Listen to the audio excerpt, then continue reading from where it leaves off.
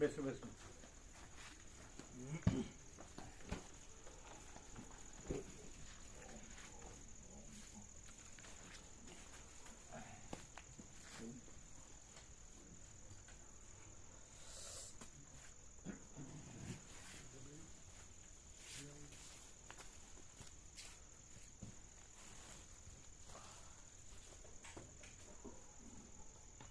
પેલા તો હર્ષદ પ્રભુ સાંજે આવતા ને આયા છે અત્યારે આયા છે એમ.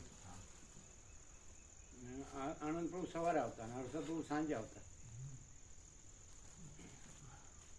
એટલે એમના ટાઈમે પહોંચી જાય તો સવારે તો આવે તો એના જોબમાં તો પહોંચી.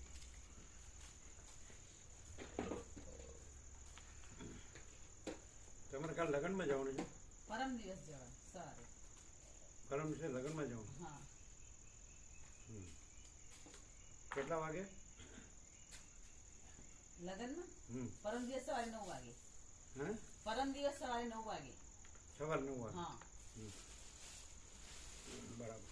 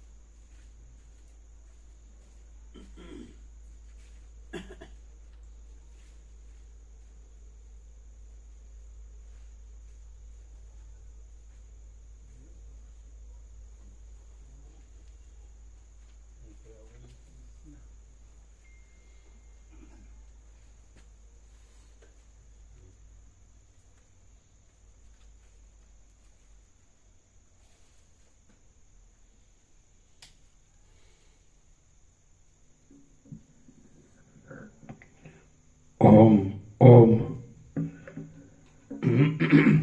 ઓમ.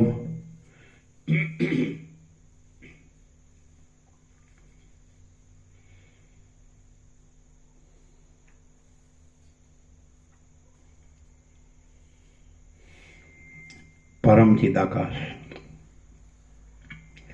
પરમ જ્યોતિ, અખંડ જ્યોતિ, મહાચિદાકાશ, સ્વયં પ્રકાશ, સંપૂર્ણ પ્રકાશ, પૂર્ણ બ્રહ્મ, અનંત તેજગન, અનંત ચિદગન, પરમાકાશ, કેવલ, અનંત, શુદ્ધ, તેજગન, પરમાકાશ, અખિલાત્મા, पूर्ण ब्रह्म, परमात्मा, परम चिदाकाश,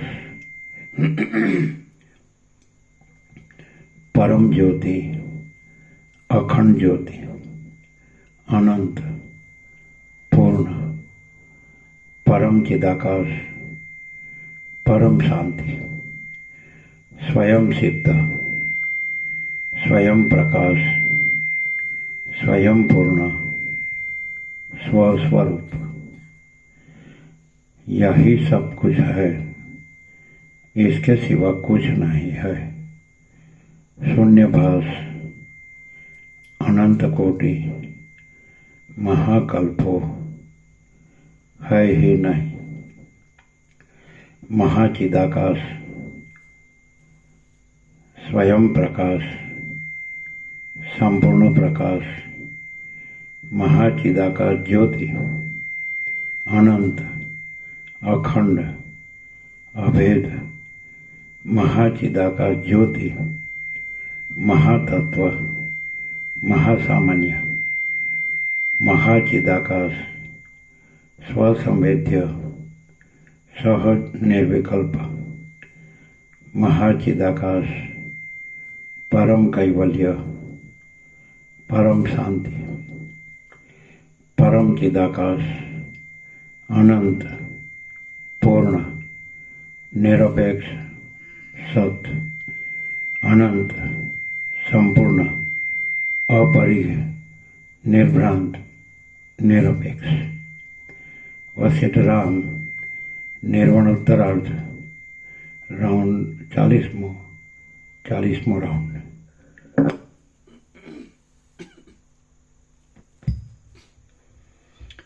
आद्य परब्रह्म सद्गुरु देव की जय। ओम श्री परमात्मने नमः।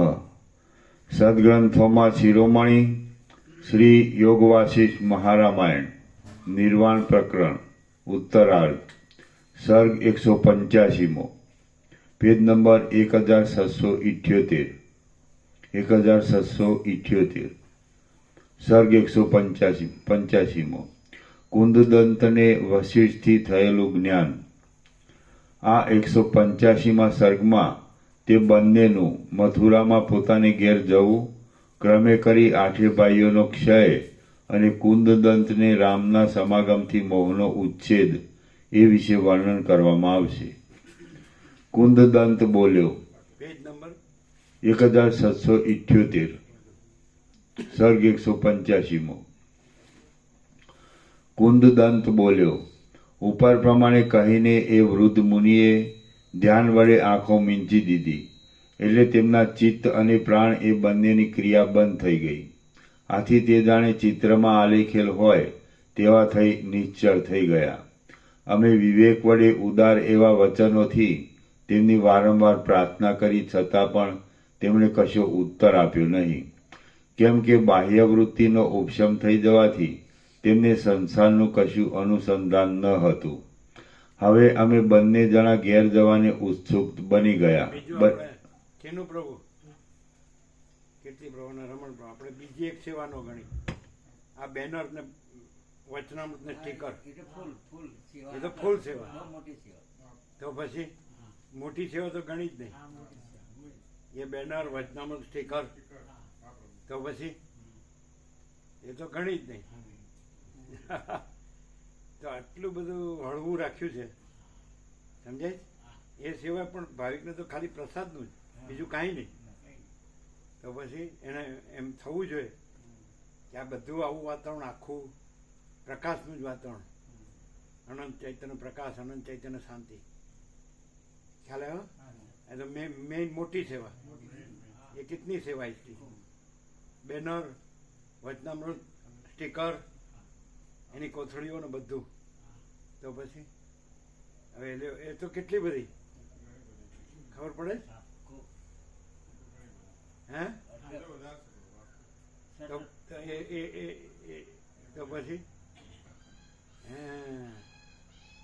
તો પછી બોલો હવે ગણો। હે? હા છે ને? ખરું ને? નહીં તો ફેર ચાલો, એટલે એ વ્યાપક થઈ ગયો એટલે એમાં ગણાય, વ્યાપકમાં લઈ લીધી એ રીતે। તો ભાવિકોને એકદમ હળવાશથી એમ તો એને ખબર પડી જાય કે કેવું આપણે ખાલી આપણા પ્રસાદ પૂરતું જ છે, બીજું બધું વ્યાપક છે એમ। ટ્રેઝરર માં અન્નપૂર્ણા એટલે આખું વ્યાપક એમ, ખ્યાલ આવે? કોઈ વ્યક્તિગત કશું નથી, ભેગું કરવાનું કશું નથી, લેવા દેવાનું કશું નથી, સ્વાર્થ કે પ્રપંચ કે બીજું કશું નથી। હવે આ બેનર છે, વચનામૃત છે, સ્ટીકર છે, બોલો સૌથી મોટી સેવા। તો પછી એ તો ગણી જ નહીં, હે ને? તો પછી ચલો सत्संग तो फ्री में देते हैं, सत्संग तो फ्री में देते हैं, है ને? આપણે આજે સત્સંગ તો આપીએ છીએ એ તો નોમિનલ સમજાય, એની છપાઈને તો કેટલા બધા થાય, આપણે ફ્રીમાં ઘણા આપીએ કે નહીં? हाँ देते ને કે ભાઈ દો દો પડતે તો દો. અમે તો એમ કીધું કે નર્મદામાં પધારી દો ટ્રકો ભરી ભરી. કોઈ ન વાંચતો હોય તો હું કરું છું. આકાશ ક્યાં વયું ગયું છે? આકાશ તો છે અને બીજું ક્યાં છે? અનંત ભરપૂર છે. બીજું ક્યાં છે? બીજું ક્યાં છે? આકાશ જ છે, ચિદાકાશ. ચાલો. કેટલું સહજ, આંતિવાળું, સહજ સહજ અકૃત્રિમ, સહજ અને અકૃત્રિમ. આમ આમ કંઈ કરવાનું કે પામવાનું કે એવું કંઈ આવતું જ નથી, છે જ અને બીજું છે જ નહીં. સહજ અનંત પ્રકાશ, અનંત આનંદ, અનંત શાંતિ, સહજ. તો શું ગણે છે કે આ નહીં અને જે કાંઈ નથી એ જ, આ જે પૂર્ણ છે એ નહીં અને જે શૂન્ય છે એ જ બસ એ જ કરવું છે. એ શું છે આ? એટલે એને શું શું જાણ્યું? ક્લિયર નહીં હે? ચાલો.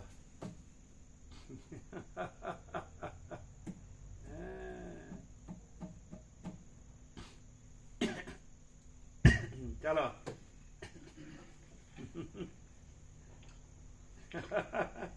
હવે અમે બંને જણા ઘેર જવાને ઉત્સુક બની ગયા હતા, એટલે અમે ધીરે ધીરે ચાલવા માંડ્યું. કેટલેક દિવસે અમે પ્રસન્ન બાંધવ વડે યુક્ત એવા પોતાના ઘર પ્રત્યે જઈ પહોંચ્યા. પછી તે ઘરની અંદર અમે કુળ દેવતાનું આરાધન, સુવાસની ભોજન, બ્રાહ્મણ ભોજન આદિ ઉત્સવ કર્યા અને ઘણા લાંબા કાળની જૂની વાતો કરતા અમે ત્યાં જ રહ્યા. હવે તે સાથે ભાઈઓ પ્રલયમાં લય પામતા મહાસાગરની પેઠે ક્રમવાર નાશ પામી ગયા. ફક્ત એક જ તેનો 8મો ભાઈ એટલે મારો તે મિત્ર જ મહાસાગરની પેઠે મુક્ત થઈ ગયો. ત્યાર પછી કાળે કરીને તે પણ સાયંકાળ સમયે અસ્ત થતા સૂર્યનારાયણની પેઠે અસ્તને પ્રાપ્ત થઈ ગયો અને હું તે મિત્રના વિયોગથી અતિ દુઃખી બની ગયો. હું દુઃખિત હોવાથી દુઃખની શાંતિ સારું પાછો ફરીવાર પણ જ્ઞાનોપદેશ પૂછવા માટે આદરપૂર્વક એ કદમ વૃક્ષવાળા તપસ્વી પાસે ગયો. એ કદમ તપસ્વી 3 માસે સમાધિમાંથી નિવૃત્ત થયા હતા. મેં તેમને પ્રણામપૂર્વક નમ્ર ભાવથી પૂછ્યું ત્યારે તેમણે મને નીચે પ્રમાણે કહ્યું. કદમ તપસ્વી બોલ્યા, હું સમાધિ વિના એક ક્ષણવાર પણ રહી શકતો નથી, માટે હું પાછો ત્વરાથી સમાધિમાં પ્રવેશ કરું છું. હે નિષ્પાપ, હું હમણાં તમને બોધ કરીશ તો પણ એ પરમાર્થ સંબંધી ઉપદેશ અભ્યાસ વિના તમારા ચિત્તમાં ચોંટશે નહીં. માટે એ સંબંધમાં હું તમને એક બીજી યુક્તિ કહું છું, તે તમે સાંભળો અને તે પ્રમાણે તમે કરો. અયોધ્યા નામની એક નગરી છે. ત્યાં દશરથ નામના એક રાજા છે અને તેમને રામ નામના એક પુત્ર છે. તમે તેમની પાસે જાઓ. તેમના કુળગુરુ મુનિ શ્રેષ્ઠ વશિષ્ઠ સભામાં રામચંદ્રજીને જ્ઞાનનો ઉપદેશ આપશે. હે કુંદદંત, તમે પણ મોક્ષના ઉપાયરૂપ એ દિવ્ય કથા લાંબા કાળ સુધી સાંભળીને મારી પેટે પવિત્ર પરમપદમાં વિશ્રાંત થઈ જશો. એ પ્રમાણે કહીને તે કદમ તપસ્વી સમાધિરૂપી રસાયણના મહાસાગરમાં નિમગ્ન થઈ ગયા અને હું અહીં આ પ્રદેશમાં આપની પાસે આવ્યો છું. હું અમુક છું અને મારો અમુક વૃત્તાંત છે. એ સર્વ મેં બનેલી બીનાને અનુસરી જેવું જોયું સાંભળ્યું તેવું તમને અખંડિતપણે કહી બતાવ્યું છે. રામ બોલ્યા, ઉપર પ્રમાણે પોતાની વાત કહેવામાં કુશળ એવો તે જ આ કુંદદંત છે. તે દિવસથી માંડી તે હંમેશા મારી પાસે જ રહ્યો છે. કુંદદંત નામનો તે બ્રાહ્મણ આ પડખે જ બેઠો છે અને તેણે મોક્ષના ઉપાયરૂપ આ સંહિતા પણ સાંભળી છે. મારી પાસે બેઠેલા આ કુંદદંત દ્વિજ આજે નિસંશય થયેલ છે કે કેમ તે તેને પૂછો. વાલ્મીકી બોલ્યા, રામચંદ્રજીએ ઉપર પ્રમાણે કહ્યું એટલે વક્તાઓમાં શ્રેષ્ઠ એવા મુનિશ્રેષ્ઠ વશિષ્ઠજી કુંદદંત તરફ જોઈ બોલ્યા. વશિષ્ઠ બોલ્યા, હે બ્રાહ્મણોમાં શ્રેષ્ઠ નિષ્પાપ કુંદદંત, કહો તમારા સર્વ સંશયની નિવૃત્તિ થઈ કે કેમ? અવશ્ય જાણવા યોગ્ય અને મોક્ષ આપનારું જે બ્રહ્મ તત્વ મેં અહીં વર્ણવ્યું છે તે શ્રવણ દ્વારા તમારા સમજવામાં બરોબર આવ્યું છે ને? કુંદદંત બોલ્યો, મારા સર્વ સંશયો દૂર થયા છે.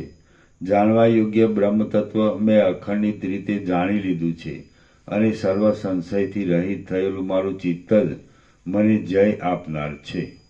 મેં જે જાણવાનું હતું તે જાણી લીધું છે, જે જોવાનું હતું તે જોઈ લીધું છે અને જે પ્રાપ્ત કરવાનું હતું તે સર્વ નિર્બાધપણે પ્રાપ્ત કરી લીધું છે. કેમ કે હવે હું પરમપદમાં વિશ્રાંત છું. આપની પાસેથી મને આત્મચૈતન્યનો બોધ આત્મજ્ઞાન થયેલો છે અને તેથી આ સર્વ મને ચિદૈક રસ જણાય છે. વળી ચિદાકાશની અંદર પોતાની અભિન્ન સત્તાવાળા જગત રૂપે પણ તે જ પ્રસરી રહ્યું છે. ચિદાકાશ સર્વના આત્મારૂપ છે, સર્વવ્યાપી છે અને સર્વરૂપ છે. તેથી સર્વ સર્વદા સર્વત્ર સર્વથી સંભવે છે. એક સરસવના કણની અંદર પણ જે પ્રકારે અનેક જગતો સંભવે છે અને જે પ્રકારે સંભવતા નથી તે સર્વ હું નિશેષપણે સમજી ગયો છું. ઘરની અંદર 7 દ્વીપવાળી પૃથ્વી સંભવે છે અને વસ્તુતઃ જોતા ઘર પોતે જ શૂન્ય છે. આ બંને વાત નિસંશય છે. જે વસ્તુ જે દેશકાળમાં જેવા જેવા પ્રકારે ભાસે છે અને પ્રાણીઓને જેવા પ્રકારે અનુભવમાં આવે છે તે સર્વરૂપે અનાદિ અને અનંત બ્રહ્મ જ થઈ રહેલ છે અને તે પોતે સર્વત્ર ચિદૈક રસ છે. શ્રી યોગ વાસિષ્ઠ મહારામાયણમાં નિર્વાણ પ્રકરણના ઉત્તરાર્ધનો કુંદદંત પ્રબોધ નામનો સર્ગ 185મો સમાપ્ત. સર્ગ 186મો સર્વ બ્રહ્મરૂપ જ છે. આ 186મા સર્ગમાં સર્વ બ્રહ્મરૂપ જ છે એવો સિદ્ધાંત યુક્તિથી સ્થિર કરવામાં આવશે અને ચિદ્રૂપ દાતાના સંકલ્પથી વરદાન તથા શાપની સિદ્ધિ વિશે વર્ણન કરવામાં આવશે. વાલ્મીકી બોલ્યા, કુંદદંત ઉપર પ્રમાણે કહી રહ્યા બાદ અનિંદ્ય આત્માવાળા ભગવાન વશિષ્ઠ મુનિ પરમાર્થને યોગ્ય એવા આ પ્રમાણે વચનો બોલ્યા. વશિષ્ઠ બોલ્યા, સંતોષની અને અનુકંપાની વાત છે કે આ મહાત્મા કુંદદંતની જ્ઞાનમાં વિશ્રાંતિ થઈ છે એટલે તે હસ્તામલકની પેઠે જગતને બ્રહ્મરૂપ જ દેખે છે. આ સર્વ જગત ભ્રાંતિ માત્ર જ છે, કેમ કે જન્મ આદિ વિકારથી રહિત બ્રહ્મ જ તેવા રૂપે ભાસે છે. ભ્રાંતિ બ્રહ્મરૂપ છે અને બ્રહ્મ એક તથા નિર્વિકાર છે. જે વસ્તુ જે દેશકાળમાં જેના વડે જ્યાં સુધી જેવા પ્રકારે ભાસે છે તે વસ્તુ તે દેશકાળમાં તેના વડે ત્યાં સુધી તેવા પ્રકારે થઈ રહેલી અનુભવાય છે. વસ્તુતઃ જોઈએ તો પરમ મંગલમય, શાંત, જન્મ આદિ વિકારથી રહિત, નિસંકલ્પ, અજર, સર્વવ્યાપી, શૂન્ય તથા અશૂન્ય, અજન્મા, અનાદિ, અનંત અને ધ્રુવ પરબ્રહ્મ જ સત્ય છે. સબલ બ્રહ્મ જે અવસ્થાને પોતાના સંકલ્પ વડે અતિશય પુષ્ટિ આપે છે તે અવસ્થા લતા જેમ જળના સિંચનથી પોતાની શાખાને ફેલાવે છે તેમ હજારો શાખાને ફેલાવી દે છે. બ્રહ્માંડ પણ એક પરમાણુ રૂપ છે, કેમ કે તે ચિદાકાશની અંદર રહેલું છે. તેમજ એક પરમાણુ પણ બ્રહ્માંડ રૂપ છે, કેમ કે તેની અંદર આખું આ જગત ચિત્ત સત્તાને લીધે રહ્યું છે. આ સર્વ આદિ, મધ્ય તથા અંતથી રહિત, અખંડ અને શાંત ચિદાકાશ રૂપ જ છે. માટે જ તમે જાતિ આદિ બંધને તોડી નાખી નિર્વિકાર બની નિર્વાણ દશામાં યથાસ્થિતપણે રહો. વ્યવહાર દ્રષ્ટિથી જોઈએ તો બ્રહ્મ પોતે જ દ્રશ્યરૂપ અને દ્રષ્ટારૂપ થઈ રહે છે, તેમજ પોતે જ ચિદરૂપ અને જળરૂપ થઈ રહે છે. વળી પોતે જ કાંઈક વસ્તુરૂપ થઈ રહે છે અને પોતે જ કશારૂપ નથી એમ જણાય છે. પણ વસ્તુતઃ જોઈએ તો બ્રહ્મ પોતાના સ્વરૂપની અંદર જ સદા સ્થિર થઈ રહેલ છે. જગત ચિદાકાશ રૂપ છે અને તેની અંદર શાંત ચિદરૂપ બ્રહ્મ પોતાના વાસ્તવિક સ્વરૂપને છોડ્યા વિના જ્યાં જેવી વાસના બંધાય ત્યાં તેવા પ્રકારે થઈ જાય છે. બ્રહ્મ માયા વડે દ્રશ્યરૂપ થઈ જાય છે, એથી દ્વૈત સિદ્ધિ થાય છે. બ્રહ્મ માયા વડે દ્રશ્યરૂપ થઈ જાય છે, એથી દ્વૈત સિદ્ધિ થાય છે એમ કદી પણ માનવાનું નથી, કેમ કે બ્રહ્મ પોતે યથાસ્થિતપણે જ રહેલ છે. શૂન્યપણાની અને આકાશની પેઠે બ્રહ્મ અને દ્રશ્ય એ બંનેનું એકપણું છે. દ્રશ્ય જ પરબ્રહ્મ રૂપ છે અને પરબ્રહ્મ જ દ્રશ્ય રૂપ છે. તે સાકાર શાંત પણ નથી અને અશાંત પણ નથી, સાકાર પણ નથી અને નિરાકાર પણ નથી. જેમ જાગી ગયા પછી સ્વપ્ન આદિ પ્રતીતિમાં આવેલ છતાં નિરાકાર જણાય છે, તેમ જાગ્રતમાં પણ દેહ આદિ પ્રતીતિમાં આવતા છતાં નિરાકાર છે, ચિદ્રૂપ છે, નિરવયવ છે અને પોતાને અનુભવમાં આવતા છતાં મિથ્યા જ છે. જેમ મનુષ્ય પોતે ચિદ્રૂપ હોવા છતાં નિદ્રાના સંકલ્પથી જડ બની જાય છે, તેમ સ્થાવર જીવ પણ વસ્તુતઃ ચિદ્રૂપ હોવા છતાં જડરૂપ થઈ જાય છે. જેમ સુષુપ્તિરૂપી ઉપાધિમાં એકરૂપ થઈ ગયેલો જીવ સ્વપ્ન અને જાગ્રત એ બંને દશાને સેંકડો જગતોની કલ્પના સાથે પ્રાપ્ત થાય છે, તેમ ચિદાકાશરૂપ જીવ જ જડ એવા સ્થાવર ભાવ પછી જંગમ ભાવને પ્રાપ્ત થાય છે. આમ તે જીવની સ્થાવર જંગમાત્મક સ્થિતિ ચિદાકાશની અંદર ચિદાકાશ રૂપે રહી છે, છતાં તે સ્વપ્નની પેઠે પ્રતીતિમાં આવતા લાખો જગતો સાથે પૃથ્વીમાં, જળમાં, પવનમાં અને અગ્નિમાં ઠેઠ મોક્ષ થતા સુધી ભાષા કરે છે. જેમ નિદ્રામાં રહેલો મનુષ્ય પોતામાં જડતાનો અધ્યાસ આરોપી લે છે, તેમ જીવ ચૈતન્ય જડ વસ્તુમાં પોતાના જડ ભાવના અધ્યાસને આરોપી લે છે. બાકી એ અધ્યસ્ત જડતા વડે કોઈ ચેતનનો જડ ભાવ થઈ જતો નથી. ચિદાકાશ જ પોતાને જડરૂપે સમજનારા જીવ પ્રત્યે પોતાનું સ્થાવર સ્વરૂપ દેખાડે છે અને જંગમ રૂપે સમજનારા જીવ પ્રત્યે પોતાનું જંગમપણું દેખાડે છે. જેમ પુરુષના નખ તથા પગ વગેરે એક શરીરના અવયવ રૂપ છે, તેમાં સર્વ સ્થાવર જંગમ નિરઅવયવ છતાં ચિદાકાશના એક અવયવ જેવા જ છે. સ્વપ્નની પેઠે સૃષ્ટિના આરંભકાળમાં પોતાના સંકલ્પની અંદર જગતનું જેવું રૂપ સ્ફુર્યું છે, તેવું રૂપ આજ પર્યંત રહેલું છે. તેથી સ્થિતિ અધિષ્ઠાન ચૈતન્યની સત્તા વડે છે. તેથી તે જડરૂપે પ્રતીતિમાં આવતા છતાં તેનો અભાવ અને ચિદ્રૂપ સ્થિતિ છે એમ કહે છે. ચેતન તત્વ પોતે નિરવયવ અને શાંત છે, તેથી તે પોતાના યથાર્થિત સ્વરૂપમાં જ રહેલું છે. કશું પણ થયું જ નથી, કશું હતું પણ નહીં અને કશું પ્રતીતિમાં પણ આવ્યું નથી. આ પ્રમાણે જાણવું એ હિતકારક છે. જેમ સ્વપ્ન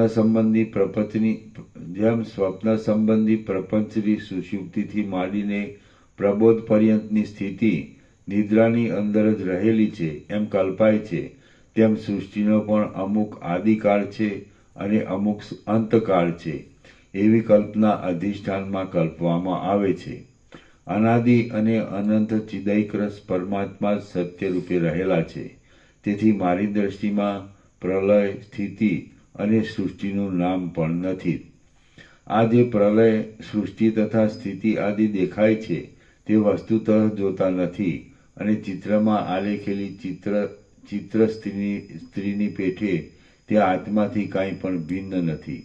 ચિત્રકારને ચિત્રમાં આલેખવાની ચિત્રસેના જેમ તેની પોતાની બુદ્ધિમાં રહેલા સંકલાત્મક ચિત્રથી જુદી હોતી નથી, તેમ આ મૂર્તિમાન રૂપે પ્રતીતિમાં આવતી સૃષ્ટિ પણ વિધાતાના આત્માથી કાંઈ પણ જુદી નથી. વળી તે અનેક પ્રકારે ભાસતા છતાં એકરૂપ જ છે. વિભાગહીન હોવા છતાં પણ ચિદાકાશના ઘટ્ટ સ્વરૂપમાં નિદ્રાની પેઠે આવરણ કરી રહેલી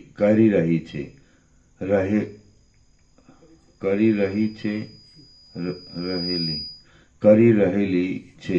એ રહેલી વચમાં આવે. અવિદ્યા વડે સુષુપ્તિના જેવા અજ્ઞાનરૂપ આવરણોને લીધે સ્વસ્વરૂપ મોક્ષ ભૂલી જવાય છે અને ચિત્તરૂપે જાગ્રત અને સ્વપ્ન દેખાય છે. અમુક પ્રલય છે, અમુક સૃષ્ટિ છે, અમુક સ્વપ્ન છે અને અમુક જાગ્રત છે. એ સર્વ અવયવ રહિત ચિદાકાશ રૂપ સૂર્યના કિરણો રૂપ જ છે. ચિદાકાશની અવિદ્યારૂપી નિદ્રામાં વાસનારૂપી જે સ્વપ્નભાગ પ્રકટ થયેલો છે તે ઉપાધિરૂપ અંશના પ્રાધાન્યથી ચિત્તરૂપ કહેવાય છે. ચિદરૂપ અંશના પ્રાધાન્યથી જીવ કહેવાય છે અને દેવ, મનુષ્ય, અસુર આદિ શરીર રૂપ પણ તે જ છે. વળી તત્વજ્ઞાન વડે અજ્ઞાનરૂપી નિદ્રાનો ક્ષય થતાં તે મુક્ત થાય છે. તેનું ખરેખર વાસ્તવિક સ્વરૂપ ઓળખવામાં આવે તો પોતાની મેળે તે સુષુપ્તિના જેવી નિર્વિકાર દશાને ઉત્પન્ન કરે છે અને મોક્ષેચ્છુ પુરુષો પછી પરિપાક દશામાં તેને મોક્ષ નામથી કહે છે. રામ બોલ્યા, હે મહારાજ, દેવ, અસુર આદિ ભેદો વડે ચિત્ત કેટલા પ્રકારનું છે? તેની અંદર અવિદ્યા ક્યાં સુધી રહે છે અને જગત પણ ક્યાં સુધી રહે છે? વળી તે કેવડું છે તેમજ આત્મજ્ઞાન શી રીતે મળે છે? વશિષ્ઠ બોલ્યા, ચિત્ત જ નર, દેવ, દૈત્ય, સ્થાવર, સ્ત્રી, નાગ, પર્વત, વૃક્ષ, પિશાચ, પક્ષી, કીડા અને રાક્ષસ આદિરૂપ છે એમ તમે સમજો. તેનું પ્રમાણ અનંત છે એમ તમારે સમજવું અને તેમાં બ્રહ્મથી માંડી સ્તંભ પર્યંત હજારો જગતો એક પરમાણુની પેઠે રહેલા છે. ઉપર આકાશમાં ચક્ષુ ઇન્દ્રિયને પ્રેરવામાં આવે છે અને સૂર્ય પ્રદેશથી પણ ઉપરના પ્રદેશમાં જે કાંઈ ચક્ષુ ઇન્દ્રિયના જ્ઞાનનો અનુભવ થાય છે તે ચિત્તનું જ રૂપ છે. તે અનંત છે અને નિર્મળ આકારવાળું છે. એ એક ચિદાત્માનું સંસારના કારણરૂપ હોવાથી વિકટ રૂપ છે. તેના સમઠી સ્વરૂપની અંદર જ્યારે લોકોની સમૃદ્ધિ બ્રહ્માંડ આદિની કલ્પના વડે ખડી થઈ જાય છે ત્યારે સૃષ્ટિનો અનુભવ થાય છે. એટલે ચિત્તમાંથી સૃષ્ટિનો ઉદય થયો એમ કહેવામાં આવે છે. ચિત્ત જ જીવરૂપ છે અને તે અનાદિ તથા અનંત છે. ગળામાં જેમ આકાશ રહે છે તેમ વિધાતાની ઈચ્છાને અનુસરી તે સર્વ દેહોમાં રહે છે. વળી પછી વિધાતાની ઈચ્છા અનુસાર જ તે તેમાંથી નીકળી જાય છે અને તેમાં રહેતું પણ નથી.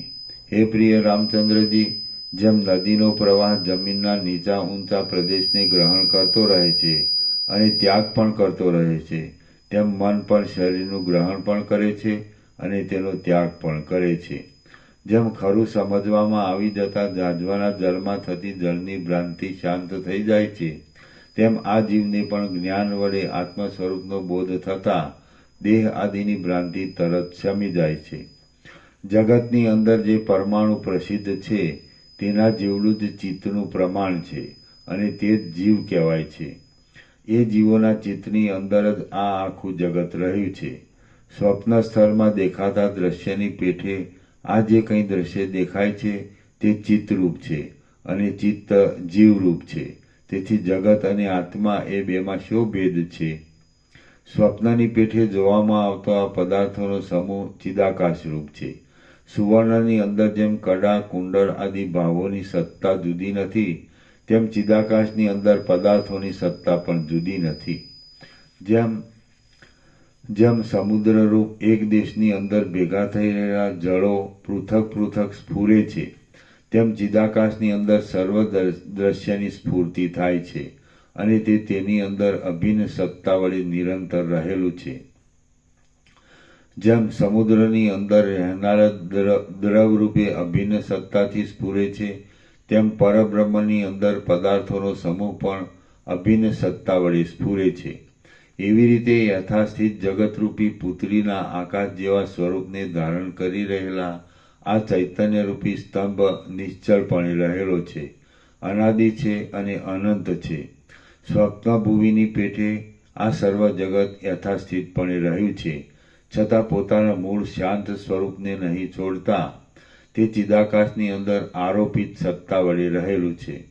સમાનતા, સત્યતા, સત્તા, એકતા, નિર્વિકારપણું અને અન્યોન્ય આધાર આધેય ભાવ એ બધું જગત અને ચિદાકાશ એ બંનેમાં રહેલું છે. સ્વપ્ન સંકલ્પ, સંસાર અને વર શાપ આદિમાં વ્યવહારિક રીતિથી તળાવ, સમુદ્ર અને નદી વગેરેના જળની પેઠે ભિન્નતા લાગે છે, પણ વસ્તુતઃ જોતા તેમાં કશી પણ ભિન્નતા નથી. રામ બોલ્યા, વર શાપ સંબંધી વસ્તુઓનો જે અનુભવ થાય છે તેમાં કાર્યકારણ ભાવ શો છે અને કેવા પ્રકારનો છે એ આપ કહો.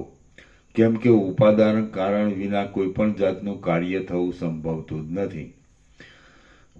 વશિષ્ઠ બોલ્યા, જેમ જળની સ્ફૂર્તિ થતાં સમુદ્રની અંદર રહેનાર તેની ચકરીઓનું ચલન થાય છે, તેમ તત્વજ્ઞાનથી અતિ નિર્મૂળ થઈ ગયેલું ચિદાકાશ સત્ય સંકલ્પને અનુસરી જે કાંઈ વિવર્ત રૂપે થઈ રહે છે તે જગત નામે ઓળખાય છે.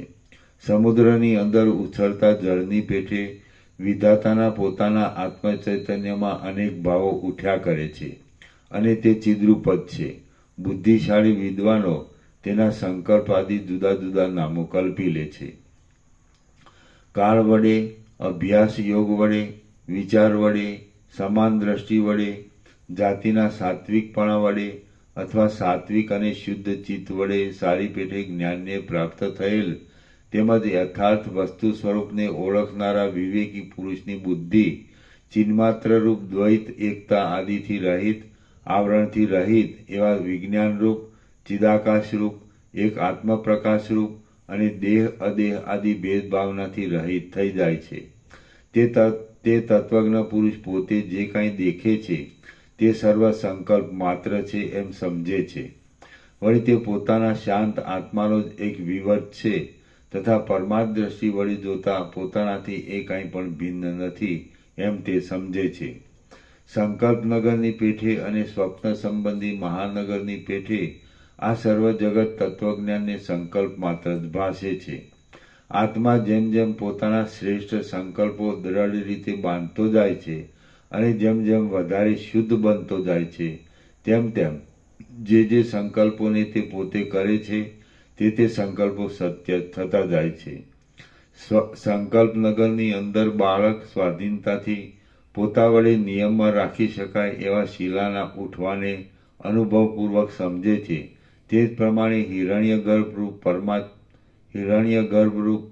પરમાત્મારૂપ પોતાના સંકલ્પરૂપ આ જગતની અંદર વર શાપ આદિને પોતાનાથી અભિન્ન અને સત્ય લેખે છે.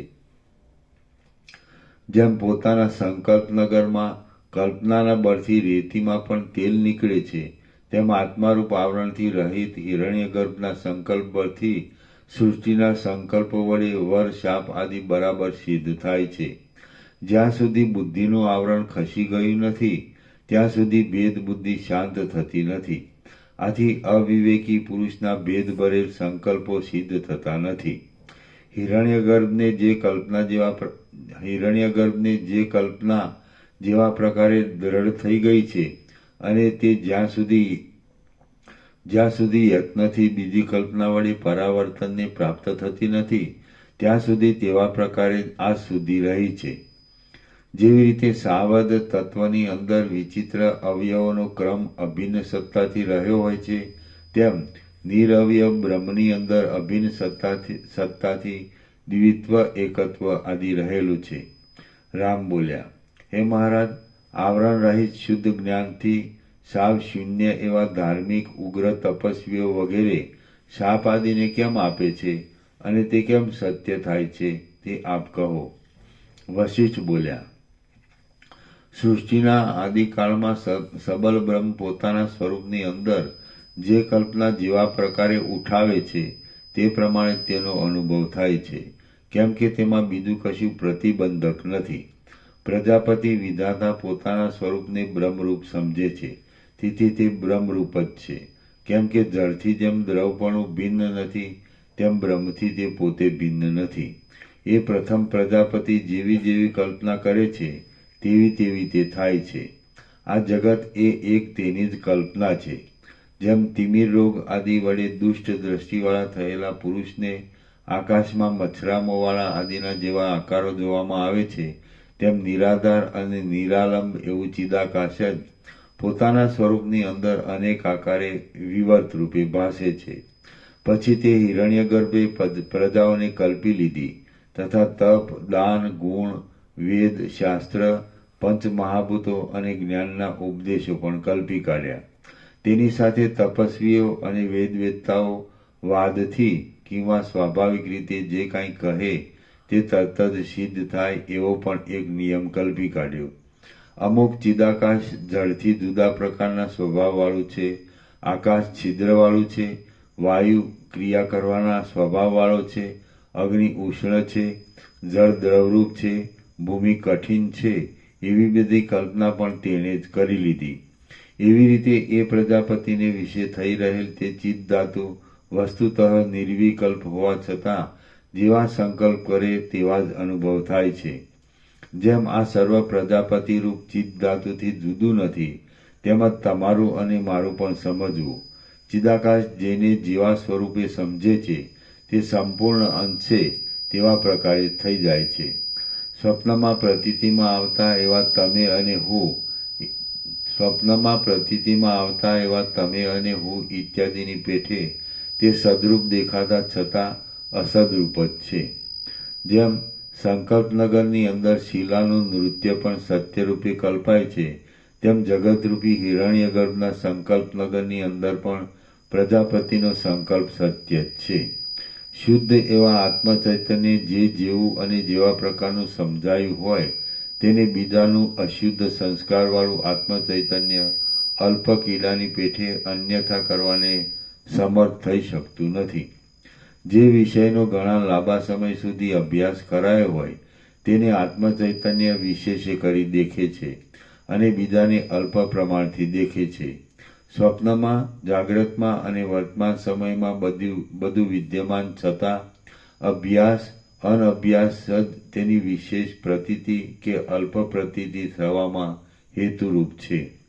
સદા એક ચિદાકાશ જ પોતાના સ્વરૂપમાં પોતાના જ વિવર્તને પ્રસારી દે છે અને દ્રષ્ટા દ્રશ્ય આદિ ત્રિપુટી રૂપે પોતાના સ્વરૂપે જ દેખાતું હોય તેમ ભાસે છે. બીજું કાંઈ નથી. દ્રષ્ટા અને દ્રશ્ય એ બંને એક ચિદાકાશ રૂપ જ છે, કેમ કે એ ચિદાકાશ સર્વવ્યાપી છે. માટે જે વસ્તુ જે દેશકાળમાં જેવી દ્રઢ કલ્પના વડે જેવા પ્રકારની કલ્પવામાં આવે છે તે વસ્તુ તે દેશકાળમાં તેવા પ્રકારની જ સત્યપણે પ્રતીતિમાં આવે છે. જેમ વાયુના અંગમાં તેની ચલન શક્તિ રહી છે, જેમ જળના અંગમાં તેનો દ્રવ ભાવ રહ્યો છે, અને જેમ બ્રહ્મની અંદર માયા શક્તિ રહી છે, તેમ વિરાટના અંગની અંદર જગત રહેલું છે. બ્રહ્મ મારા પોતાના વાસ્તવિક સ્વરૂપ છે અને તે જ વિરાટના આત્મારૂપ છે. જગતનું તથા આત્માનું સ્વરૂપ વિચારી જોતા તે વિરાટ રૂપ છે. તેથી શૂન્યપણાની અને આકાશની પેઠે બ્રહ્મનો અને જગતનો કાંઈ ભેદ નથી. ગંગા આદિ નદી પર્વત ઉપરથી નીચે પડે છે ત્યારે તે સ્થાનમાં તેના જળબિંદુઓની અનેક પંક્તિઓ દેશકાળ અનુસાર ઉપર ઉછળે છે તથા નીચે પડે છે. તે એક જ ધારા પ્રવાહરૂપે કલ્પ સુધી નીચે પડ્યા કરે છે અને પછી તે અનેક રૂપે વિભાગ પામે છે. તે પંક્તિઓ મન બુદ્ધિથી રહિત છે અને પાછી પોતાના એક જ પ્રવાહની અંદર ભેગી થઈ જાય છે. તે જ પ્રમાણે બ્રહ્મના એક વિવર્તરૂપ આ જગતના વિચિત્ર ભેદો વિશે પણ સમજવાનું છે. માત્ર તફાવત એટલો જ છે કે જળબિંદુઓ મન બુદ્ધિ આદિથી રહિત છે અને જગતના ભેદો પોતાની મેળે જ પોતાના દેહોમાં બુદ્ધિ આદિની કલ્પના કરી લે છે. અને જળ જેમ દ્રવપણાને ધારણ કરે છે તેમ તેઓ સૃષ્ટિની શોભાને ધારણ કરે છે. આમ અજ્ઞાન બુદ્ધિથી જોતા અવિવેકીઓને તેમની દ્રષ્ટિથી આ જગત દેખાય છે, પણ મારી દ્રષ્ટિમાં તો આ મન બુદ્ધિ આદિ સર્વ જગતનો ક્રમ ત્રણેય કાળમાં ઉત્પન્ન જ થયો નથી. વળી તે કારણ રહિત છે, તેથી અદ્વૈત રૂપ જ છે. મરણ પછી આ શરીરમાં મન બુદ્ધિ આદિથી રહિત જેવી અવસ્થા અનુભવવામાં આવે છે અને પાષાણ આદિમાં જેમ જળ સત્તા રહી છે તેમ પરમાત્માની પણ મન બુદ્ધિ આદિથી રહિત નિર્વિક્ષેપ સત્તા સમજી લેવી. જેમ આત્માની અંદર સુષુપ્તિ અને સ્વપ્નમાં પ્રકાશ તથા અંધકાર ભાસે છે, તેમ પરબ્રહ્મની અંદર અજ્ઞાનરૂપી નિદ્રામાં સૃષ્ટિ અને પ્રલયની પ્રતીતિ થાય છે. જેમ એક જ ઉત્તમ નિદ્રામાં સુષુપ્તિને સ્વપ્ન એ બંનેના ભાવ રહ્યા હોય છે, તેમ એક જ બ્રહ્મની અંદર સૃષ્ટિ અને સંહાર એ બંનેનો આભાસ રહ્યો છે. જેમ મનુષ્ય નિદ્રાની અંદર પાષાણ જેવી સ્થિતિ અનુભવે છે, તેમ પરમાત્મા પણ જળભાવની સ્થિતિને અનુભવે છે. બીજા વિષયમાં લાગેલા ચિત્તવાળા પુરુષના અંગૂઠાને અથવા બીજી કોઈ આંગળીને તડકો, પવન, ધૂળ આદિનો સ્પર્શ થાય છે ત્યારે કાંઈક અનુભવ થાય છે, પણ તે નહીં જેવો થાય છે. તે જ પ્રમાણે જળ પાષાણ આદિમાં રહેલા આત્માને સુખ દુઃખ આદિનો અનુભવ થાય છે તો પણ તે નહીં જેવો જ છે. આકાશ, પાષાણ તથા જળ આદિને અધિષ્ઠાતા દેવતા રૂપે જેમ કાંઈક દેહનો અનુભવ થાય છે, તેમ પ્રલયમાં આપણે ચિત્ત રહિત હતા છતાં આજે સૃષ્ટિકાળમાં ચિત્તની સત્તાને લીધે આપણને નાના પ્રકારના અનુભવો થાય છે.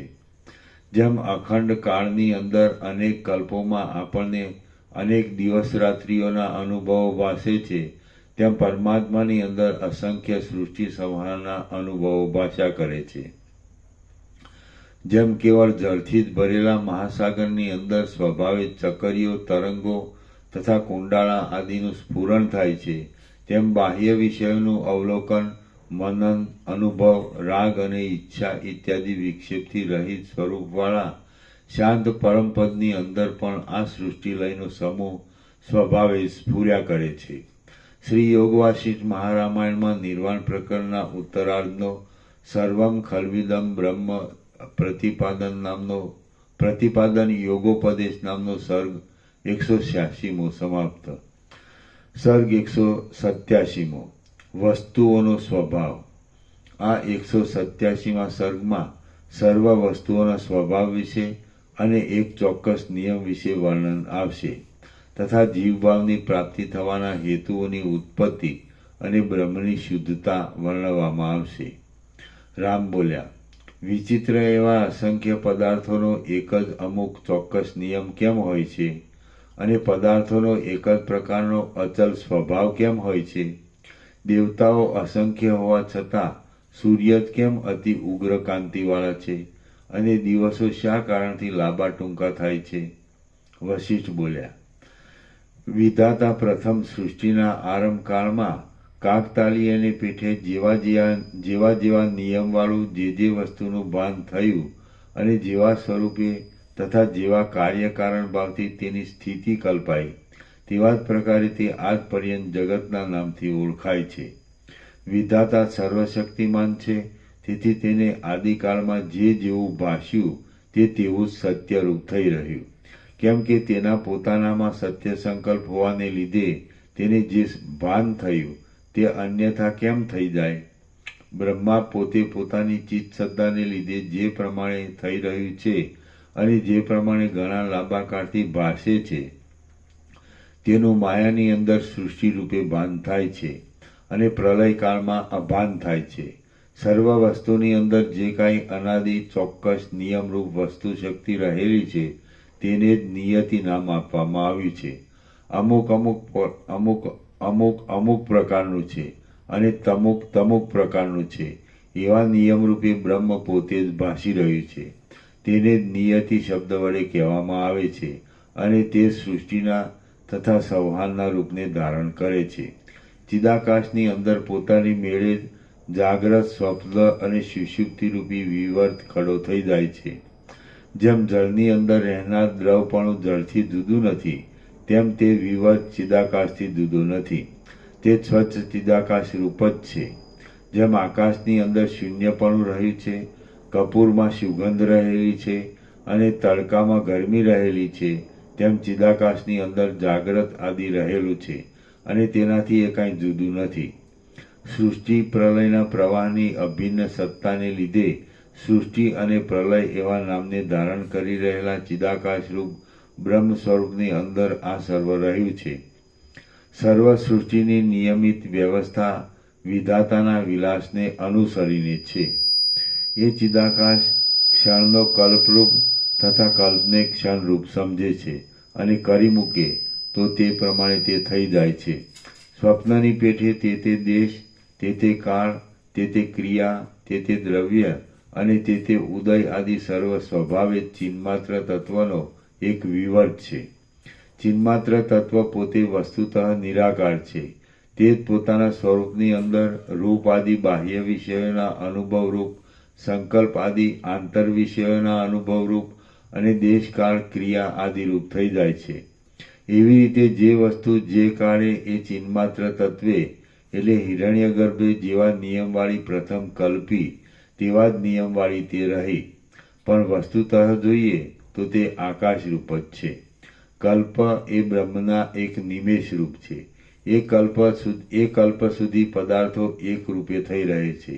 સ્વભાવનું તત્વ જાણનાર વિશાળ બુદ્ધિવાળા વિવેકી પુરુષો આ એક રૂપ રહેવાને સ્વભાવ નામથી ઓળખે છે.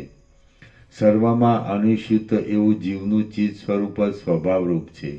તે જ પ્રમાણે એક જ અગ્નિ આદિ વસ્તુ દેશકાળના ભેદ વડે અનેક રૂપ થઈ રહે છે, છતાં પણ પોતાના મૂળ સ્વરૂપને છોડતી નથી. તે તો સર્વ ઉષ્ણ વસ્તુમાં અનુસ્યુત ઉષ્ણ પ્રકાશના રૂપને ધારણ કરે છે. આને સ્વભાવ કહેવામાં આવે છે. આ જ પ્રમાણે એ એક જ ચિન્માત્ર વસ્તુ સેંકડો પદાર્થ રૂપ થઈ રહી છે. ચિદાકાશરૂપ જીવની અંદર જે વૃત્તિઓના સ્ફુરણ જેવું ભાસે છે તે વૃત્તિઓનું મૂળ અધિષ્ઠાન એ ચેતન તત્વ જ છે અને તેની જેવા સ્વભાવની કલ્પના કરવામાં આવી છે તેવો તેનો સ્વભાવ બંધાઈ રહ્યો છે. સ્વપ્નની પેઠે જાગ્રતમાં પણ પ્રતીતિમાં આવતા પૃથ્વી, જળ, તેજ, વાયુ તથા આકાશ એ સર્વ વસ્તુ ચિદરૂપ છે અને તેઓ પોતાથી થતા અનેક કાર્યોની ખાંડરૂપ છે. વળી સબલ બ્રહ્મ તેમના ખજાના કે ખાંડરૂપ છે. હે મહારાજ, તેમાં સાવયવ કઠિન ભાગનો મોટો ખજાનો આ ભૂપીઠ છે અને તે રાજાની પેઠે સર્વ મનુષ્ય સમૂહના આધારરૂપ ગણાય છે. જળનો મુખ્ય ખજાનો મહાસાગર છે. તેજનો મુખ્ય ખજાનો સૂર્યનારાયણ છે. ચપળતાનો મુખ્ય ખજાનો વાયુ છે અને શૂન્યતાનો મુખ્ય ખજાનો આકાશ છે. આ પાંચે મહાભૂતો આ જગતની અંદર વ્યાપ્ત થઈ રહેલા છે. આમ પંચમહાભૂતો બ્રહ્મના એક વિલાસરૂપ જ છે અને તે સર્વભૂતોના ખજાનરૂપ બ્રહ્મનું સ્ફુરણ જ છે. તેથી એ પાંચે મહાભૂતોની અંદર વ્યાપ્ત થઈ રહેલો તેનો સ્વભાવ બ્રહ્મ સત્તાથી કાંઈ ભિન્ન નથી. હવે સૂર્ય ઉગ્ર કાંતિવાળો કેમ છે ઇત્યાદિ પ્રશ્નોનું પણ સમાધાન થઈ જાય છે. કેમ કે તેમ થવામાં હેતુરૂપ સ્વભાવ જ મનાય છે અને તે સર્વાનુગત બ્રહ્મ સત્તાથી કાંઈ જુદો નથી. સર્વજ્ઞ સબલ બ્રહ્મ ચિદાકાશરૂપ કહેવાય છે. તે સર્વવ્યાપી તથા સર્વરૂપ છે. તેથી તે સર્વત્ર પોતાના પ્રકાશરૂપ મહિમા વડે સર્વ વિવેકી વિદ્વાનોને સ્વભાવ રૂપે અને નિયતિ રૂપે અનુભવમાં આવે છે. હિરણ્યગર્ભ બ્રહ્મના એક બાળક રૂપ છે. તે પોતાના સ્વરૂપભૂત ચૈતન્યના સ્ફુરણરૂપી અને ચિદાકાશરૂપ રેશમી વસ્ત્ર વડે ઢંકાયેલી આ પૃથ્વી નામની રચનાને પોતાની અંદર વિસ્તારી દે છે. જ્યારે એ સર્વજ્ઞ સબલ માયાયુક્ત બ્રહ્મા સહિત આ સર્વ સ્થૂળ સૂક્ષ્મ પ્રપંચને પોતાની અંદર લીન કરી દે છે ત્યારે હિરણ્યગર્ભના એક અવ્યયરૂપ સૂર્ય આદિનું ભ્રમણ સ્વભાવવાળું રૂપ તેનું દેખાતું નથી. ત્યારે હિરણ્યગર્ભના એક અવ્યયરૂપ સૂર્ય આદિનું ભ્રમણ સ્વભાવવાળું રૂપ દેખાતું નથી. કેમ કે તે સંહાર કરનાર પરમ પુરુષ જ થઈ જાય છે. કરોડિયો જેમ સંકલ્પપૂર્વક પોતાના ઘરને બાંધે છે તેમ વિધાતા પણ પોતાના સંકલ્પ માત્રથી જ ગ્રહ નક્ષત્ર આદિનું આશ્રયભૂત શિશુમાર ચક્ર રચે જ છે. દક્ષિણાયન અને ઉત્તરાયણ માર્ગમાં ફરનારા સૂર્યરૂપી નિમિત્ત વડે તે જ દિવસોના લાંબાપણામાં અને ટૂંકાપણામાં હેતુરૂપ થાય છે. આ સર્વ બ્રહ્મનો જ એક વિવર્ત છે અને ચિદાકાશ જ દ્રશ્યના જેવું ભાસે છે. એ જ્યોતિષ ચક્રમાં કેટલાક પદાર્થો વિશેષ પ્રકાશવાળા છે, કેટલાક થોડા પ્રકાશવાળા છે અને કેટલાક પ્રકાશ રહિત છે. આમ હોવાથી બ્રહ્મની અંદર વિચિત્ર પ્રકારના પદાર્થો રહેલા છે. વિવેકી તત્વજ્ઞ પુરુષની દ્રષ્ટિમાં આ પદાર્થોના સમૂહ ઉત્પન્ન પણ નથી થયા અને દેખાતા પણ નથી, પણ ચિદાકાશરૂપ આત્મા જ સ્વપ્ન દર્શનની પેઠે ઉત્પન્ન નહીં થયા છતાં દ્રશ્યરૂપે ઉત્પન્ન થયા જેવું ભાસે છે. આત્મા ચિન્માત્ર છે. તે જ ચિદરૂપ સર્વેશ્વર છે અને તે જ તમે હું ઇત્યાદિ સર્વરૂપ દર્શન આકારે પ્રત્યક્ષ રૂપે ભાસે છે. દેહનો નાશ થતાં જાણે તેનો પણ નાશ થતો હોય તેવું જણાય છે, પણ વસ્તુતઃ જોતા તેનો ભાસ પણ થતો નથી અને તેનો નાશ પણ થતો નથી. ચિદાકાશ પોતાના સ્વરૂપની અંદર સ્વપ્ન સૃષ્ટિની પેઠે જાગ્રતમાં પણ અનુભવમાં આવે છે. તો પછી આ જગતનું સ્વરૂપ ચિદાકાશ વિના બીજું શું પારમાર્થિક હોય? જે વસ્તુ જેવા સ્વરૂપે અને જેવા પ્રકારે બ્રહ્મસત્તા વડે સ્ફુરે છે તે વસ્તુ બ્રહ્મસત્તાના બળથી જ્યાં સુધી નિયમિત રીતે પ્રતીતિમાં આવે છે ત્યાં સુધી તેને તેની અંદર રહેનાર નિયામક ચિત્ત સત્તાના અંશને જ નિયતિ તથા સ્વભાવ આદિ શબ્દ વડે ઓળખવામાં આવે છે. ફોતરાવાળા ધાન્યની અંદર અપ્રકટ રૂપે રહેલી અંકુર શક્તિની પેઠે તે બ્રહ્મસત્તા પ્રથમ ઉત્પન્ન થનાર પોતાના આકાશરૂપ અંગની અંદર શબ્દ તન્માત્રના જેવી સ્થિતિ વડે અપ્રકટ રૂપે રહે છે. પછી તેના વડે જ આ દ્રશ્ય રચના ઉત્પન્ન થાય છે.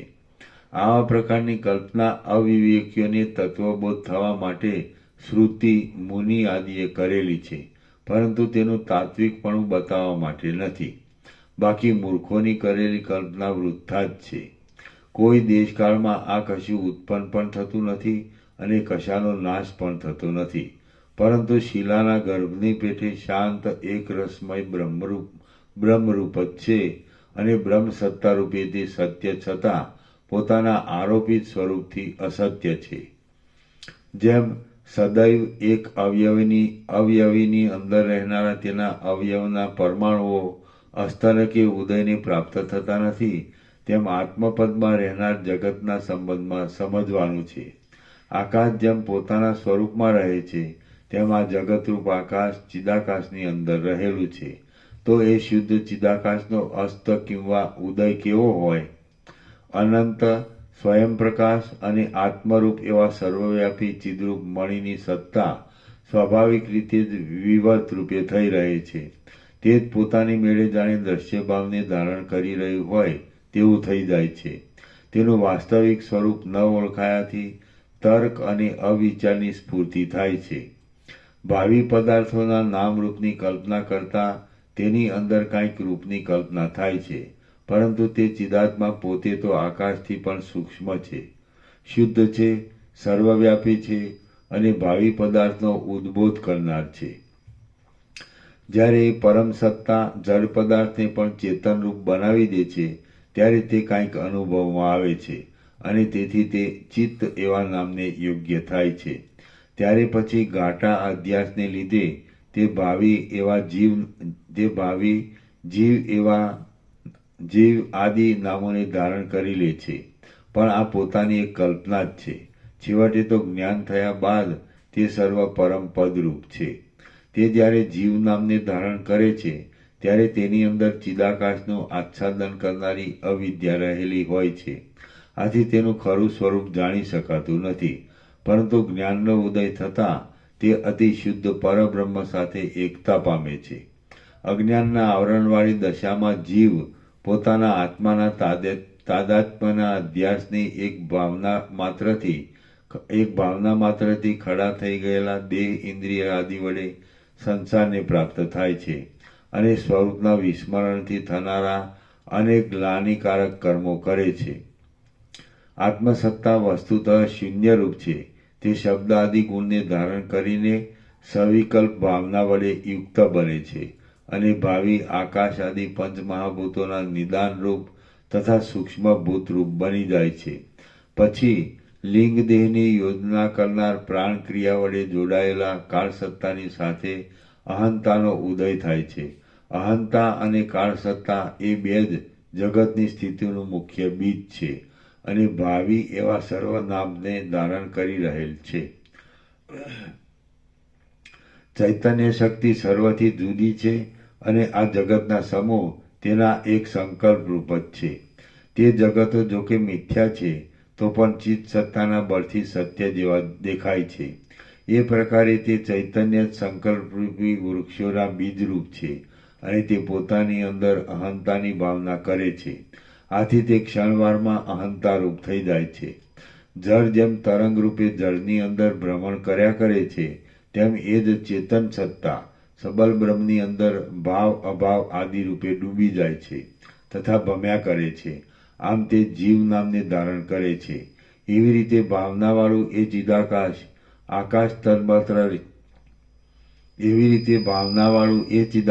આકાશ તન્માત્રાની ભાવનાને પોતાની મેળે જ ઘટ બનાવે છે અને ધીમે ધીમે આકાશને ઉત્પન્ન કરે છે. તે જ ભાવિ નામરૂપનું મૂળ સ્વરૂપ છે અને શબ્દ સમૂહરૂપી વૃક્ષનું બીજ છે. પદ વાક્ય અને પ્રમાણ વડે યુક્ત એવા વેદ અને તેનો અર્થ એ સર્વ તેનો જ વિલાસ છે. પદ વાક્ય અને પ્રમાણ વડે યુક્ત એવા વેદ અને તેનો અર્થ એ સર્વ તેનો જ વિલાસ છે. એ શબ્દ તત્વમાંથી જ આ જગતની સર્વ શોભા ખડી થાય છે અને તે જ શબ્દ સમૂહથી થતા અનેક અર્થ સમૂહના પરિણામને વિસ્તારનાર છે. એવા વિચિત્ર સંકલ્પયુક્ત વ્યવસાયવાળા વિરાટ ચૈતન્યને જીવ સમષ્ટિ જીવ કહેવામાં આવે છે અને તે પોતે જ ભાવિ એવા અનેક નામરૂપને સમૂહ સાથે જન સમૂહરૂપી વૃક્ષના બીજરૂપ છે. આકાશ 14 લોકના સર્વ પ્રાણીઓના સમૂહથી વ્યાપ્ત છે. એ સર્વ પ્રાણીઓ એ સમષ્ટિ જીવથી જ પ્રસરે છે. સર્વ જગતને તે પોતાના ગર્ભની અંદર ધારણ કરી રહેલ છે અને ક્ષોત્ર આદિ ઇન્દ્રિય સમૂહ પણ તેનાથી જ પ્રસાર પામે છે. આત્મ ચૈતન્ય જીવભાવને પ્રાપ્ત થાય છે, છતાં પણ તે શબ્દ વ્યવહારથી અને શરીર આદિના વ્યવહારથી રહિત છે. તે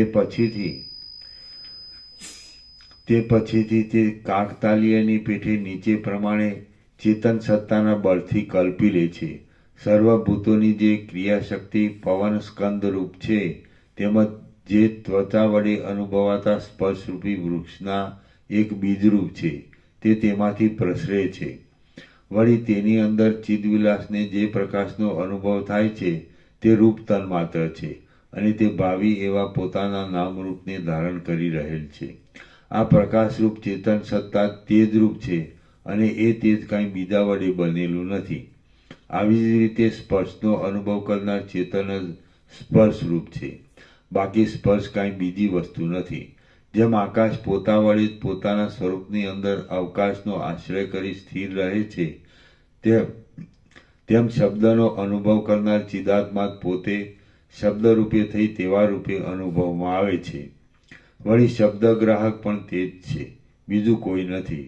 કેમ કે તે અવસ્થામાં સૃષ્ટિના આરંભકાળમાં સમષ્ટિ જીવની અંદર બીજા કોણ શબ્દનું ગ્રહણ કરનાર હોય? જેમ સૃષ્ટિના આદિકાળમાં સમષ્ટિ જીવમાં ઈતરની કલ્પના ન હતી, તેમ હમણાં આજે પણ વ્યષ્ટિમાં તે નથી. કેમ કે દ્વિત્વ એકત્વ આદિનો અત્યંત અસંભવ છે. એવી જ રીતે રસ તન્માત્ર અને ગંધ તન્માત્ર વિશે સમજી લેવાનું છે. વસ્તુતઃ તે સાવ અસત્ય છતાં સ્વપ્નની પેઠે જાગ્રતમાં સત્યરૂપે પ્રતીતિમાં આવે છે. તે જ સૂર્ય આદિના પ્રકાશ વડે જ આલોકરૂપી પ્રકાશ કરવારૂપી વૃક્ષના એક બીજરૂપ છે. તે અને તેમાંથી રૂપના ભેદથી સંસાર પ્રસરે છે. આકાશના જેવા નિર્વિકાર અને ભાવિ એવા અનેક નામને ધારણ કરનાર એ તત્વમાંથી પોતાની મેળે જ રસ તન્માત્ર ઉત્પન્ન થાય છે. તે અન્નપાન વગેરેના સમુદાયના માધુર્ય આદિના અનુભવરૂપ કહેવાય છે. જીવ જ ભાવિ એવા રૂપો તથા નામોના સંકલ્પોને ધારણ કરનાર આ સર્વ કાર્યકારણના સમૂહરૂપ છે અને તે પોતે સંકલ્પ વડે ગંધ તન્માત્રાને પણ ઉત્પન્ન કરે છે. ભૂગોળ તેમાંથી જ ઉત્પન્ન થાય છે. તેથી તે આકારરૂપ વૃક્ષના બીજરૂપ છે અને સર્વના આધાર તથા આત્મારૂપ છે. તેના વડે સર્વ સંસાર પ્રસરે છે. એવી રીતે પંચ તન્માત્રનો સમૂહ વસ્તુતઃ ઉત્પન્ન નહીં થયા છતાં ઉત્પન્ન થઈ ગયો છે અને કલ્પનાના જ બળથી નિરાકાર છતાં સાકાર થઈ રહ્યો છે. એ પંચ તન્માત્રનો સમૂહ કાકતાલીયની પેઠે પોતે જે પ્રદેશ વડે રૂપને અનુભવે છે, તે ચક્ષુ કહેવાય છે. વળી જે પ્રદેશ વડે તે શબ્દને અનુભવે છે, તે ક્ષોત્ર કહેવાય છે અને જે પ્રદેશ વડે સ્પર્શને અનુભવે છે, તે ત્વચા ઇન્દ્રિય કહેવાય છે. જે પ્રદેશ વડે તે રસનો અનુભવ કરે છે, તે રસના ઇન્દ્રિય કહેવાય છે અને જે પ્રદેશ વડે તે ગંધને અનુભવે છે તે ઘ્રાણેન્દ્રિય કહેવાય છે. એક નિયમિત આકૃતિને ધારણ કરી રહેલો જીવ દિશા, કાળ આદિના ભેદને કલ્પી લે છે અને વ્યષ્ટિભાવને લીધે સર્વાત્મ્ય ભાવના અભાવથી સર્વ અંગથી સર્વને જાણી શકતો નથી. એવી રીતે અનંત સંસાર સંબંધી કલ્પના પ્રત્યેક જીવમાં આત્માની અંદર જ રહેલી છે. તે અનુમાન વડે અનુભવાય છે. અનંતપણાથી તે વર્ણવી શકાય તેમ નથી. તે આત્મારૂપ જ છે અને આત્માથી જુદી નથી. પરમાર્થ દ્રષ્ટિ વડે જોતા તે ઉદયને અથવા અસ્તને પ્રાપ્ત થતી નથી, પરંતુ શિલાના અંદરના ગર્ભની પેઠે તે એક આનંદઘન નિર્વ્યાપારપણે રહેલી છે. શ્રી યોગ વાસિષ્ઠ મહારામાયણમાં નિર્વાણ પ્રકરણના ઉત્તરાર્ધનો જીવત્વ સંસ્કૃતિ પ્રતિપાદન નામનો સર્ગ 187મો સમાપ્ત. ઓમ ઓમ ઓમ.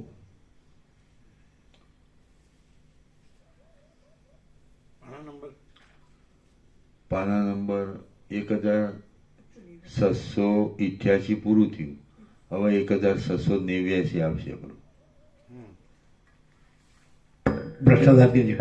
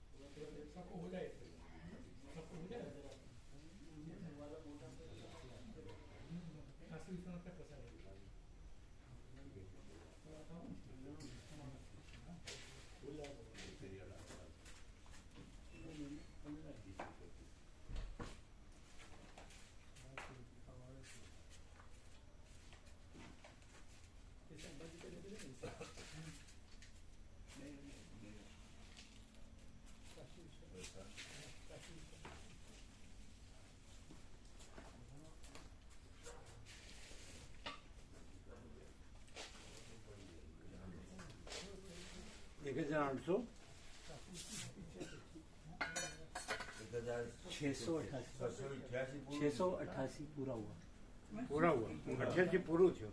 1689 કાલે.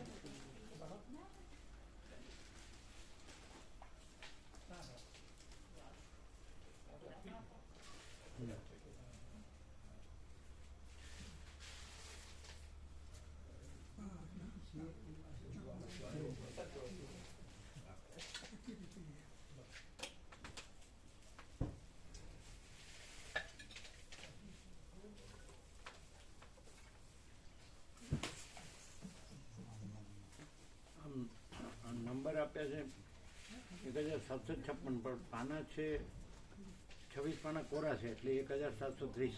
પણ આમાં તો નંબર પ્રમાણે ચાલવાનો એટલે 56 થશે ને. 56 આવશે. અને સરગ કેવો પૂરો છે? સરગ નંબર 187 પૂરું થયું. 187 પૂરો છે. 216 સરગ છે. 216.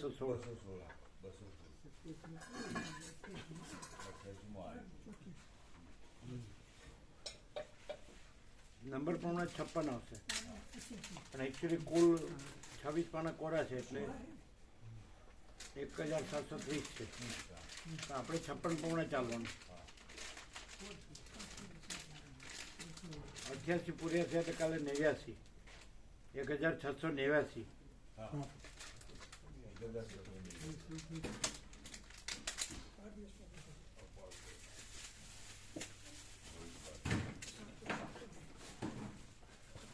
અડસઠ એટલે 10, 20 લગભગ 4 દિવસમાં થઈ જશે. ક્યાં 41મો રાઉન્ડ. હા.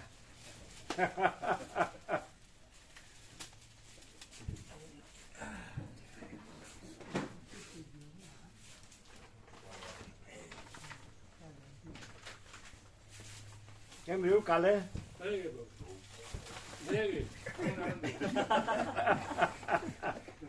શું કે છે બધા જે આવ્યા એ?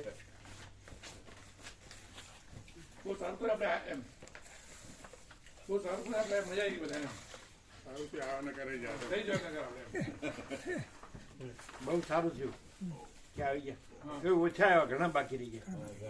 ના પણ તે આપણે જે રેગ્યુલર જે આવે ને રેગ્યુલર જે ભાઈકો આવે એ બધા લગભગ આવી ગયા. ના ના તોય અમુક બાકી ઘણા ભાઈ રેગ્યુલર આવી જાય છે.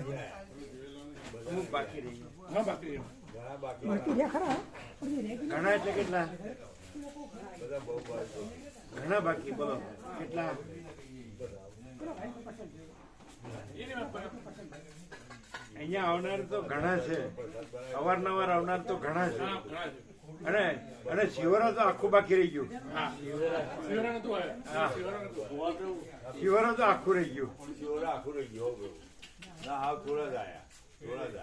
શિવરાને આવું હોય ને તો ટ્રક ભરીને આવ્યા કે કીધું તું પ્રભુ, કીધું આયસર કરો, આયસર ભરીને આવો, પણ કોઈ ના આયા.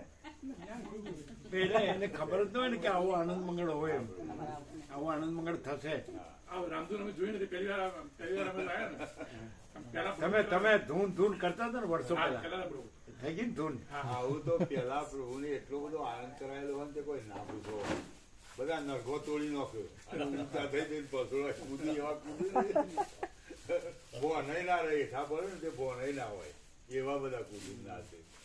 જીવન પકડી રાખવા પડે ને કે હુઈ જાય. પેલા ગોજારી વાળા જયંતિ પ્રભુ છે ને હા, એ નરગાઓ કરતા હતા ને હા. તેની તાલમાંથી ધુમાડો નીકળતો હતો. નીકળતો. હા પ્રભુ, હા. વરાળ નીકળે, હા, વરાળ. વરાળ નીકળતી.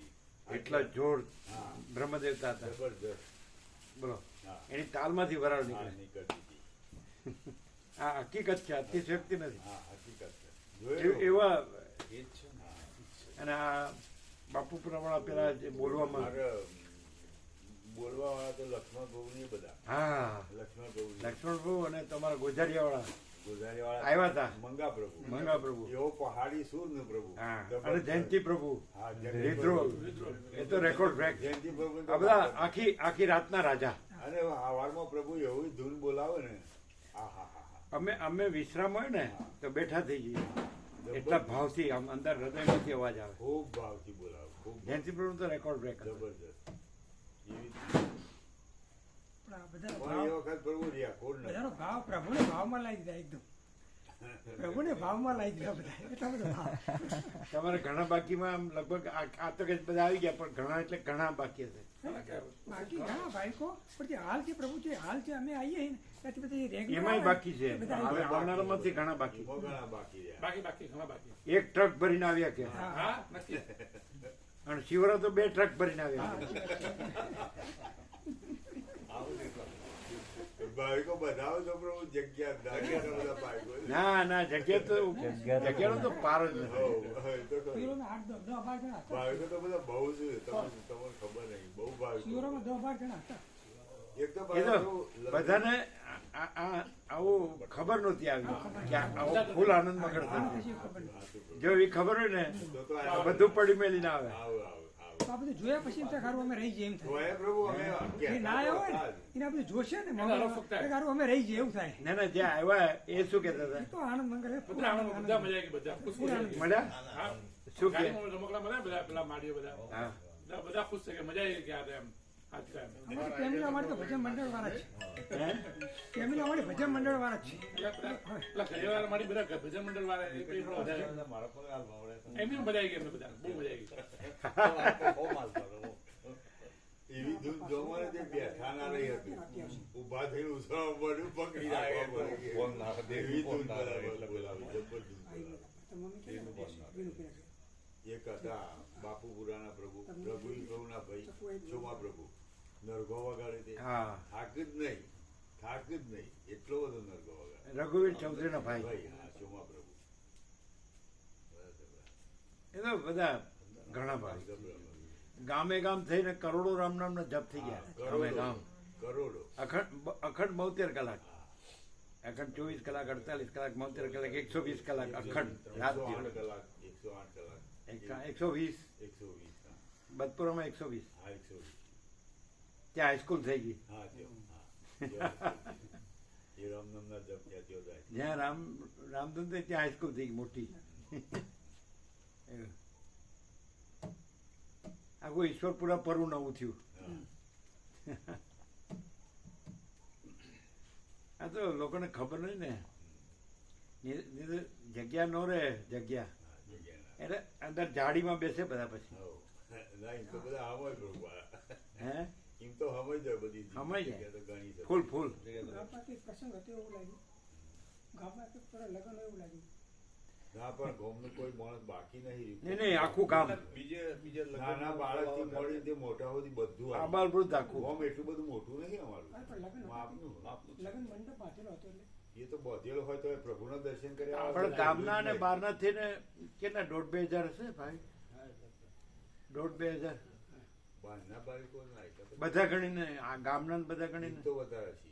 1,500 થી વધારે નહીં હોય. 1.5 છે. આ પછી એટલા છે. કેટલા હશે? એટલા તો છે.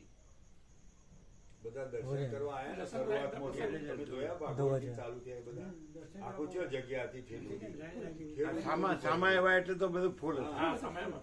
છેક પેલો ભાગોળી તો બળા પડી હતી. બધા જેટલા આખી ભાગોળી પડી સામાન્યથી ચાલુ છે. મહાકાલીમાં ગયા ત્યાં સુધી તો બહાર બધું ભરપૂર હતું. દરવાજામાં પેલા ખોલા પછી રામધૂનમાં ઘણા હતા. પ્રસાદ પાછો ફૂલ. વરસાદ તો પ્રભુ રસોઈ તો જોરદાર હતો, એ રસોઈ મસ્ત બનાવી હતી. અમે પ્રભુ અમને કીધું ગોમ પ્રભુને કીધું આપણા 8 ઉત્સવમાં એ રસોઈ લાવો કીધું. પ્રસાદ જોરદાર બનાવી હોય ને એ દિવસે જોરદાર પ્રસાદ બનાવ્યો તો પ્રસાદ હતો. એ તો કાયમ એવું જ થતું.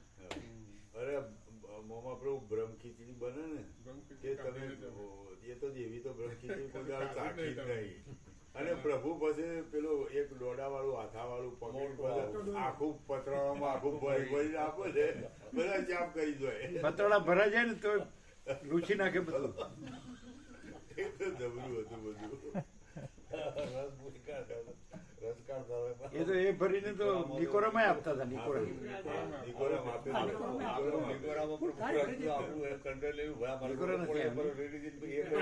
આયેલા પ્રભુ આ લીધો પ્રસાદ ત્યાં આયેલા ત્યાં રોકાયેલા.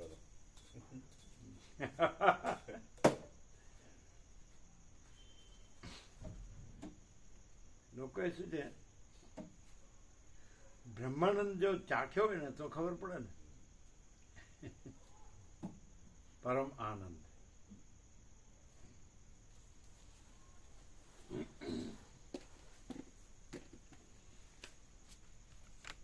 તમારે અત્યારે તો ટ્રાફિક નહીં હોય, ના ત્યાં ના હોય. હવે પૂરો થઈ જાય એટલે 1.25 કલાકમાં પહોંચી જાય. 3 કલાકમાં થઈ જાય, પહોંચી જાય.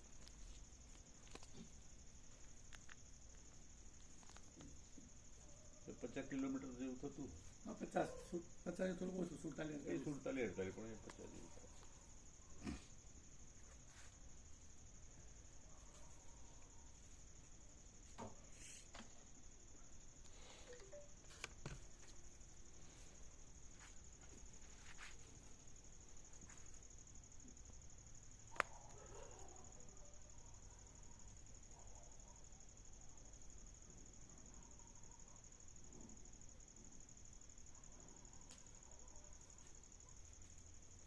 ત્યાં કઈ સુવાસ આવે ને? રાત્રોની પ્રભુ રાત્રોની સંયમ આવે છે ને? સરસ આવે.